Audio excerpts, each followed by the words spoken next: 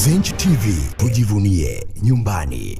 Jeshi la polisi mkoa wa Mbeya linaendelea kumshikilia Clement Mondambo ambaye ni mwalimu mmoja wa shule ya awali kwa tuhuma za kijinai zinazohusisha kutoa kashfa dhidi ya imani za kidini na kusambaza taarifa za uongo kwenye mitandao mbalimbali ya kijamii. Mtuhumiwa Clemence Kenani Mondambo ambaye ni mwalimu katika shule ya awali ya St. Clemens na ni mkazi wa eneo la Uzunguni huko jijini Mbeya. Kwa mujibu wa taarifa rasmi iliyotolewa na kamanda wa polisi mkoa wa Mbeya leo hii siku ya Jumatatu ya tarehe 29 Disemba mwaka huu, mwalimu huyo amekamatwa majira saa 4 kamili za asubuhi katika maeneo ya Uzunguni, na jeshi la polisi limebainisha kwa Mondambo anatumiwa kwa makosa yafuatayo.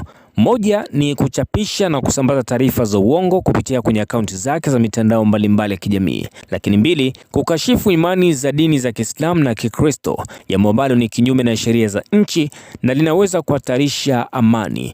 Na hii hapa ni barua rasmi kutoka kwa kamanda wa polisi mkoa wa Mbeya ambayo imekuja kuthibitisha kukamatwa kwa Clement Mondambo, na yote ni baada ya kutokea kwa taarifa nyingi kwa mitandaoni ambazo zilikuwa zinamhusisha Clement Mondambo kwamba ametekwa na watu ambao hawajulikani. Ndipo ambapo jeshi la polisi mkoa wa Mbeya limekuja kutoa taarifa hii ili kuweza kuondoa hofu kwa Watanzania ambao walikuwa tayari wameshaamini kwamba Clement Mondambo ametekwa na watu ambao hawajulikani. Na tukumbuke kwamba hii sio mara ya kwanza kwa Clement Mondambo kushikiliwa na jeshi la polisi. Tayari kwa siku za nyuma hapo ni kwamba aliwahi kushikiliwa na jeshi la polisi, lakini alikuja kuachiwa kwa dhamana.